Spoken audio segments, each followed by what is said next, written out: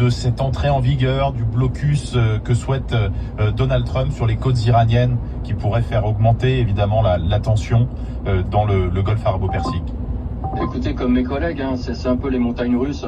On était extrêmement contents et tout le monde a accueilli la nouvelle du cessez-le-feu comme étant extrêmement positif pour le moral de nos collègues sur place.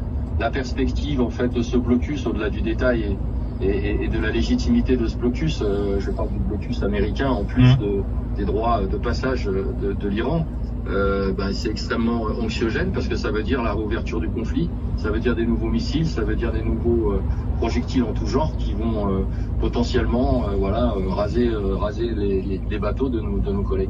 Ça, vous avez eu des témoignages en ce sens de marins français, soit qui ont vu des drones passer tout près. Est-ce qu'il y en a dont les navires ont été touchés par des drones iraniens, ou ça n'est pas arrivé concernant? Fort heureusement. Bon, ils étaient, comme je vous le dis, dans la protection des états du port. Donc, ce qu'ils ont surtout entendu, c'est le bouclier en fait contre des missiles qui sont anéantis et qui sont détruits avant d'atteindre leurs objectifs. Des détonations extrêmement fortes, extrêmement traumatisantes, avec une accentuation de la nuit en particulier. Éric Bégala nous le disait, les États-Unis disent que s'ils mettent en place leur blocus, l'idée ce serait de laisser passer ces navires sur lesquels se trouvent les marins français et tous les autres, ceux qui ne peuvent pas passer depuis le début de la guerre.